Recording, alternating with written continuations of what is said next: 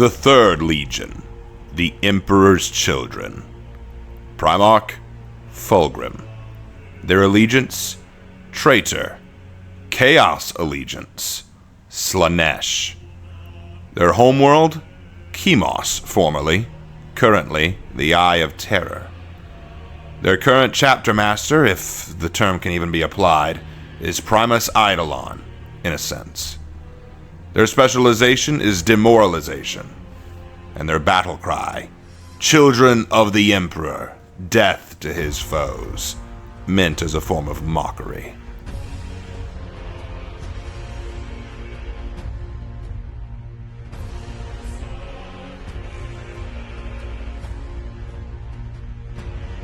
The 3rd Legion was formulated near the end of the Unification Wars from recruits offered from the noble houses of Europa. It's widely believed that the name of their legion was derived from this origin, as they were the finest and most noble of stock to be offered for the Emperor's Astartes project. While the 1st Legion was the prototype and selection for them was indeed strict, there could be no question that the Emperor's children were among the finest of candidates and aspirants who could ask for. All willing to prove themselves and all more than prepared to reach the heights of perfection in the name of the Emperor's dream. However, one interesting trait that the Legion had was their willingness to command and work alongside baseline human soldiers and warriors, which other legions saw as distasteful and even demeaning. They were Astartes, the greatest of humanity, but it was noted that the 3rd Legion was not averse to standing beside their baseline human comrades. However, this may not have been purely because of altruistic or compassionate personality traits, but rather ones traced back to their aristocratic roots. As ones used to being the upper echelon, it only makes sense that they would have lesser beings to command in battle and to stand beside to further emphasize their own grandeur. The 3rd Legion was often considered the Heralds of the Emperor. They colored their armor imperial purple and were the legion often seen bearing the Emperor's own standard. They were frequently put on escort and guard missions and were noted as austere to the extreme. However, the legion would suffer a critical disaster in their early years. During the subjugation of Luna, a gene cult known as the Selenar would corrupt a large portion of the Legion's gene seed with the disease known as the Blight, causing affected Space Marines to suffer organ and internal deterioration rapidly and die painful and agonizing deaths. To reverse the damage, the Tainted were killed and the Legion called in reserves to help make up for losses. Further, to prevent such disasters again, the practice of extracting progenoid glands from fallen Marines was implemented, meaning that the genetic material of fallen Marines could be reused to make new ones, a standard of practice still shown in the current setting in every Astartes chapter. However, despite these steps, the 3rd Legion would never rise to its former strength, only housing a few hundred Astartes at any given time, while other legions, like the Ultramarines, would gain numbers in the hundreds of thousands.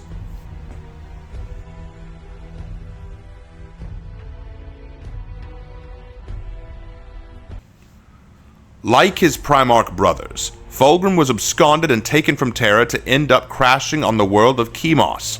There, 3 laborers found him as a perfectly formed baby. One of the laborers wanted to kill the child, seeing it as an extra mouth to feed that they couldn't afford. His comrades killed him without guilt or shame, having been entranced by the raw perfection that seemed to radiate from the baby.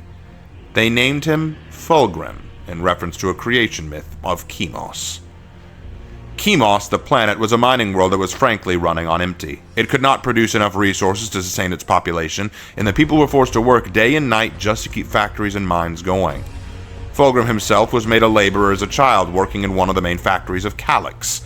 However, so brilliant and efficient was the boy that he grew to revolutionize the world of Chemos. Within 50 years, Fulgrim had saved Chemos from itself. Reopening old mines, making the technology of Chemos more efficient and useful, organized and unified the various mining colonies and factory cities, he had become Chemos' leader. In his time, he was both a warrior and a diplomat. He crushed rebellions and dissidents and engaged in numerous political marriages.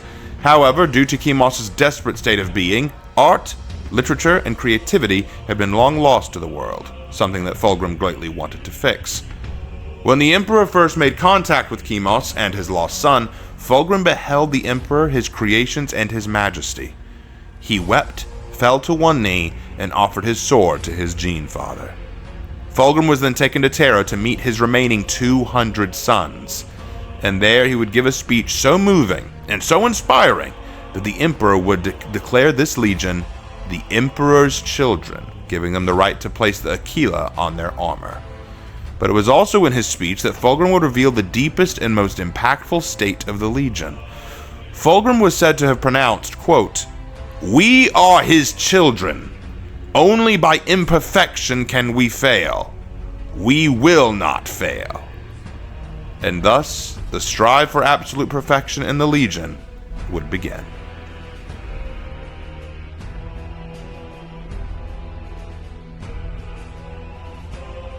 Despite the new vigor brought on by the return of Fulgrim, the Emperor's children were still too small a fighting force to embark on their own crusades.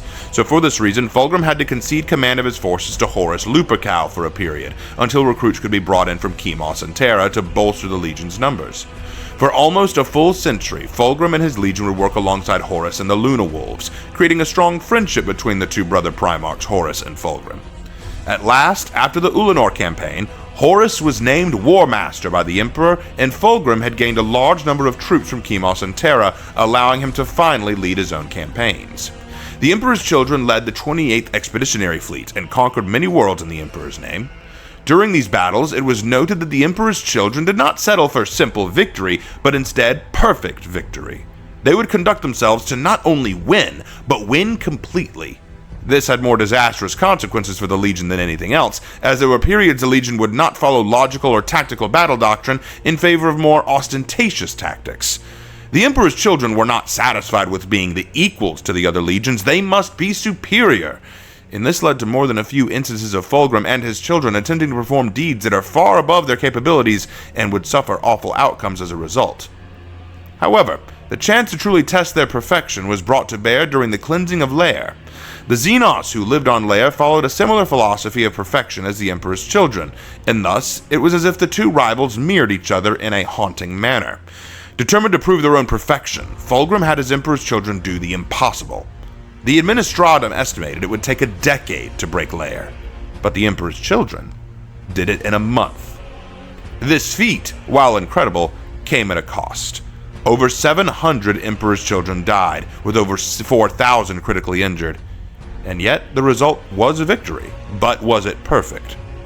For Fulgrim, perhaps it was, for among the ruins of the lair, he found something both magnificent and terrible called the Silver Blade of Lair. It was a beautiful sword. A perfect sword. Fulgrim kept the weapon for himself, which would prove to be a disastrous decision, and would herald the Primarch's fall from grace.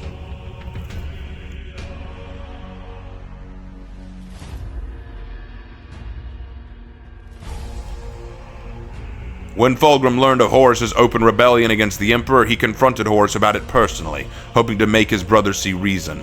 But it was in fact the opposite result that occurred. Horus, who knew Fulgrim well thanks to their friendship, was able to sway Fulgrim to his way of thinking, convincing Fulgrim that the Emperor was holding humanity back from achieving true perfection. Fulgrim, perhaps in the past, would not have been so susceptible to these words. But he had already been corrupted long before he met with Horus. It turns out that the Xenos of Lair were worshippers of the chaos god Slaanesh, god of lust, excess, pain, pleasure, perfection, and hedonism. The sword of Lair that Fulgrim had taken for himself held a Slaaneshi demon within it, who had been subtly and carefully manipulating and whispering in Fulgrim's ear from the moment he picked it up. Now it's not entirely clear how, but the corruption of Fulgrim began to fester and slowly spread down the Emperor's children, from the commanding officers to their underlings, with only a few who still remained loyal to the Emperor. In a catastrophe to occur later, when the traitor legions would make their intentions known on Istvan, not only would most of the loyalist elements of the Emperor's children be destroyed, but Fulgrim would perform the ultimate betrayal. On Istvan 5, during the Dropsite Massacre, Fulgrim would slay his brother Primarch and closest friend, Ferrus Manus of the Iron Hands, delivering his head to Horus as a gift.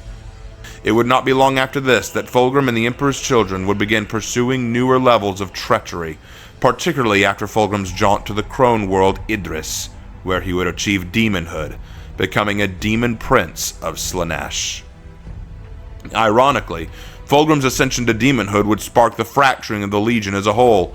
The various elements of the Legion began breaking into various warbands. While many would still follow Fulgrim on his campaign alongside Horus, others broke off from the Legion itself to perform hedonistic acts upon other parts of the Imperium. For the followers of Slaanesh, the need to satisfy their eternal lust for sensation and excess will often drive them to fanatically seek easy entertainment and pleasures. In fact, at one point, Fulgrim himself became disinterested in the war effort and wandered off to pursue his own ends. This brief laxity was ended when the traitor Primarch Lorgar found him inside the palace of Slaanesh and bound Fulgrim to his will using his true name. Fulgrim, now bound, let out a shriek that was heard throughout the warp and called all of his sons back to him, reuniting the 3rd Legion once more. And with them reunited, at last, Fulgrim and the Emperor's children were able to join Horus and the traitor forces on Terra. But unlike the other traitor legions who had their large parts to play in destroying the defenses of Terra, the Emperor's children ran amok across the world, slaughtering millions of Imperial citizens. Many were torn apart, and their remains used to produce powerful stimulants and drugs, while others were simply used for the pleasures and entertainments of the hedonists of Slaanesh. This reign of terror enacted by the Emperor's children was outstanding, and it broke the spirit of the populace on Terra quickly. However, the Emperor's children would convene again as one whole legion to attack the Saturnite Gate. The attack was fruitless, as Primarch Rogel Dorn and his Imperial fists had prepared an unmatched defense. As the 100,000 Emperor's children suffered catastrophic losses, Fulgrim would duel Rogel Dorn himself, only for Dorn to outmatch him. He only escaped death in the end, because Fulgrim had not revealed that he was a demon and therefore could not be killed by conventional means. However, upon learning that the traitor's initial plan of attack had failed, Fulgrim grew bored of the war and decided he and his legion should go and do as they saw fit, abandoning the Heresy and returning to their debauchery and assault on Terra's populace. To this day, Terrans are still distrustful of Space Marines, largely because of the deeds of the Emperor's children. However, while the Emperor's children terrorized Terra, their own homeworld was suddenly besieged by the vengeful Dark Angels and Lionel Johnson, who utterly annihilated it, destroying all life on the planet Chemos and forcing any remaining Emperor's children to flee for their lives or be left to the mercy of the Furious First. When Horus was finally killed and the Heresy ended, the Emperor's children had no home of Chemos to flee to, and were forced instead to retreat to the Eye of Terror with the other traitor legions. But not without continuing their depravity. Although their actions after the Heresy would have more dire consequences than their actions during it.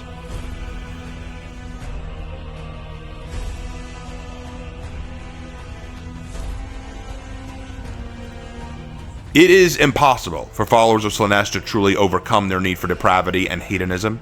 Even as they fled for the Eye of Terror, the Emperor's children could not resist their need to raid, pillage, and engage in debauchery. They landed on Imperial worlds and looted, stole, enslaved, and murdered with fierce abandon everywhere they went. But even as this was not enough to justify their needs, they began raiding other traitor legions for their slaves and servants, which led to fierce infighting between the traitor legions, all fed up with the apathetic and hedonistic behavior of the children, who did scarce little during the Heresy. Worse still, Fulgrim had vanished, retiring to the pleasure world of Calyx, a pleasure world created by Slaanesh and gifted to him, which Fulgrim named after the city he had ruled. Meanwhile, while Fulgrim was away enjoying himself, the Legion fell into the command of Fabius Bile, the chief apothecary of the Emperor's children, who rallied the children on the world of Harmony. Bile would then launch an attack on the sons of Horus's fortress with the goal of not only pushing back their oppressors, but also to steal the body of Horus Lupercal himself in order to make a clone of the Primarch, an aspiration that Bile had had for some time. In retaliation, Abaddon the Despoiler, at that time the new leader of the Sons of Horus, who would come to be known as the Black Legion, attacked the world of Harmony. There, Bile would attempt to unleash his clone of Horus upon the Black Legion, only for Abaddon to slay the clone of his father, declaring that he was a son no longer, and proceeding to burn and destroy the body of Horus as well as his clone. Bile then took all of his experiments and research and fled Harmony, abandoning his legion to its fate. The Legion wars among the traitors grew even fiercer in intensity to the point that the Emperor's children had run out of easy targets for their attacks, so they fell back on the only one left of them: each other. The Emperor's children swiftly fell to infighting, fracturing into various warbands and pirate fleets. The Emperor's children were hence scattered and divided. They still assault Imperial worlds for their brazen lust for hedonism, but have not been able to recall their once Legion strength numbers. until quite recently.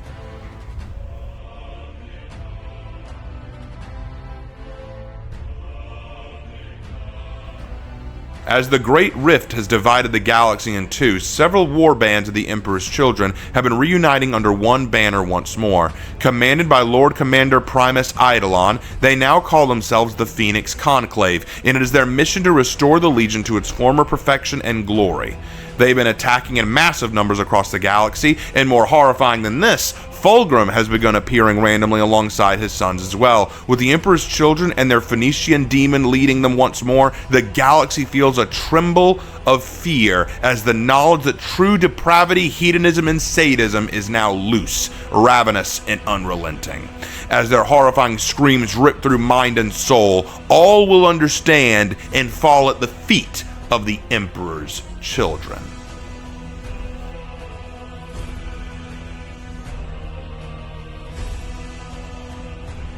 Currently, the Legion has only the faintest sign of any form of structure. Individual warbands vary in size and strength, usually commanded by a Chaos Lord or Demon of Slaanesh. Quite often, when insulting a world, they will do so not aiming for perfection and victory as they did before their fall, but rather aiming to surpass their rival warbands in terms of actions, accolades, depravities, and actions taken. To the Emperor's Children, if there is such a thing as a war crime in the 41st millennia, then it is their goal to turn them into works of art. Capturing slaves and biological material to produce stimulants, mutilating and torturing a populace, leaving great monuments to their depravity and wickedness, and all while they chant praises to both Slaanesh and to the false emperor as a mockery. The Emperor's Children are so twisted and hedonistic that where they go, reality itself weeps, ripping open wounds in the warp to allow Slaaneshi demons to join them in battle. While the Phoenix Conclave provides an illusion of some kind of organization, in truth, each member of the Legion is guided by their own base and carnal desires. The only commonality between all warbands of the Emperor's Children seems to be in the speed at which they strike and move on. As worshippers of Slaanesh, the Emperor's Children crave the pinnacle of experience and sensation, and for this reason, the Emperor's Children have been given gifts by their god that allow them to experience agony and pleasure in the most beautiful ways possible. Most Emperor's Children can feel blows upon their armor as though it was their own flesh, meaning each slice or bolt around that meets their armor allows them to experience the exquisite agony that they crave. Some Emperor's Children can even taste blood on their swords when they slash an opponent. Most of the children have suffered disfigurement and mutation to further enhance their sensory nerves, such as wider nostrils, enlarged pupils, long prehensile tongues, tendrils and distended limbs or ligaments, and other physical growths to help enhance the sensations they experience. But, unique to the Emperor's Children are the cacophony, also known as noise marines. The cacophony crave audible sensations. Their sense of hearing is even more sensitive than other Space Marines, and they adore the sound of screams, moans, shrieks, and any other succulent noise that might be produced from their games. They specialize in sonic weaponry and assaults that can confuse, demoralize, and shatter the psyche and will of their victims. The cacophony are so addicted to the noise of battle, death, and explosions that only these sounds can even give them emotional responses. They are less human and more receptacles of the sounds they crave. However, the despicable and soul-shattering noise they produce from their sonic blasters and scream pistols can break and erupt even physical constructions, making them far more menacing than words can describe. Now, many traitor warbands may field noise marines, but only the Emperor's Children possess the cacophony, and they are a massive part of their fighting force. For the Emperor's Children, war is not waged for victory's sake, but to experience the sensations of war and to bask in further debauchery. Some notable members of the Emperor's Children include Fabius Bile. Once the chief apothecary of the Emperor's Children, he has since abandoned his former legion in favor of pursuing his true goal, seeking true perfection for humanity through twisted science and experimentation. It was he who created the Primarch clones, with the only successful ones being Horus and Fulgrim. Bile is a fervent atheist, unwilling to bow to the whims of chaos, and believing that there are no gods in the warp, even when these gods provide him aid for his endeavors. A mad manipulator and master of sciences, he is not unlike Cypher of the Dark Angels, an anathema to all but himself. He will forge alliances with Xenos and traitors where it suits him, and even extend aid to the Imperium if the need arises. Unlike the mysterious Cypher, though, his goal to better humanity and create the ultimate human being is well known and documented. Eidolon, The Lord Commander Primus Eidolon is the current commander of the largest warband of Emperor's Children known as the Phoenix Conclave. He's a masterful commander and fighter, and one of the few Emperor's Children able to maintain a modicum of discipline. He believes it is the will of Fulgrim to unite all of his legion who will seek perfection and lead them to continue their pursuits as the 3rd Legion once again. Eidolon has allied himself with Abaddon the Despoiler on numerous occasions, and has commanded the raids and attacks of various Imperial worlds. And Lucius the Eternal, one of the most famous and reviled Astartes to ever live. Once he was a handsome and talented, outstanding warrior of the 3rd Legion. However, after falling to Slaanesh's influence, he began to crave further power, prestige, and station. In fact, he was so outstanding and incredible, Slaanesh took notice of him and gave him a blessing. Now, any who slay Lucius and take even a modicum of satisfaction or pride in it will eventually transform into Lucius themselves, allowing the Astartes to never truly die, but to return again and again and again, reborn in the flesh of the one who took pride in his death.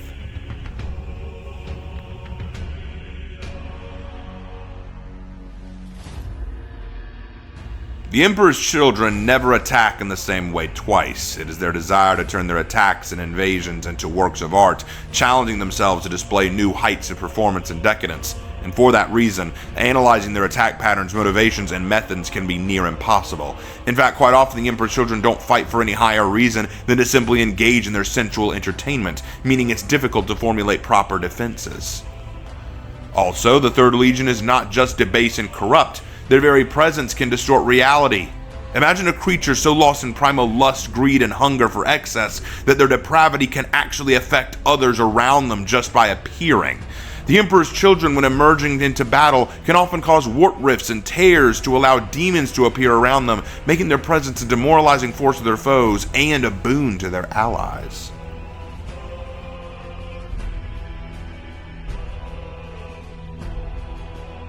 But fortunately, the Emperor's Children are not without fault. The Emperor's Children have very little patience for organization in the conventional sense. They do take orders and sometimes can be directed, but oftentimes their coordination can fall apart if the battle is leaning in a particular way. If they grow bored with an engagement, they might change tactics or even adjust targets. Further, since their goal is almost always self-serving and partaking in their own brand of ecstasy and pain, their unorthodox behavior may be more to serve their own ends than that of chaos overall. And the constant need for sensation and pleasure is not a temporary or fleeting thing. The Emperor's Children are addicted to it, like all who worship Slaanesh. As such, they will sometimes get distracted if presented with an opportunity to indulge themselves. True, they find much of the satisfaction they desire in war, but if the present enemy is not giving them the sensations they crave, they might abandon one enemy for another who will entertain them more. In the end, the greatest weakness of the Emperor's Children is that they're so addicted to sensation and to excess and to debauchery that if they're not able to get enough of it, they'll get distracted and go off to find some that will provide it.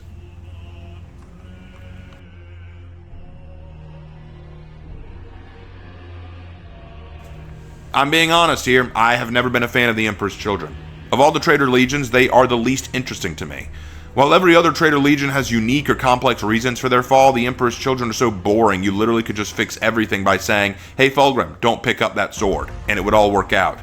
It also doesn't make much sense why his legion fell with him so easily. Moving on from that, the color scheme was always gaudy to me, and their only really interesting aspects is their noise marines, which, granted, is a cool concept. Space Marines with giant electric guitars that can blast things apart is always tight. But then you kind of realize that's all that they really have going for them. Slaanesh is probably one of the most interesting Chaos Gods to me, and I would even go so far as to say that Slaanesh embodies the very concept of sin in and of itself to its core.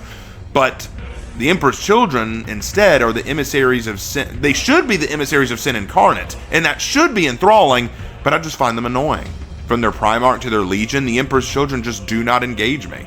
The only really unique member of their number is Fabius Bile, and he's only an Emperor's Children in name only, given he abandoned his Legion and doesn't see fit to join up with them again. He does everything on his own terms. Now, in the current setting with the Phoenix Conclave and Fulgrim's return to the setting, I was wondering if they might start to rein themselves in a bit, but so far, not much has been done with them. Honestly, there's a rumor that the chapter known as the Sons of the Phoenix are secretly Emperor's Children gene seed, and if that's true, they are far more interesting to me than whatever the Emperor's Children are now. At the end of the day, There's something to be said about the Emperor's Children, and I think it's the major reason why I dislike them, but it's also the reason they're so popular in the setting. They are, like I said, the emissaries and embodiment of ultimate sin, obsessed with excess and perfection. And in their quest to become perfect, it led to their fall from grace, but they just don't see it that way. The Emperor's Children don't see themselves as fallen, but ascended. They see themselves as truly pursuing what they were always meant to, and unable to see the grotesque monstrosity that they've become. Though they mock the Emperor in their tone of voice, one could almost see it as a parody, a pathetic squeal into the night. A person trying to claim that they are perfection, they are amazing, when in reality everyone looks at them and just feels sorry for them. But at the end of the day, if they truly are the Emperor's Children, what does that say about the big man himself?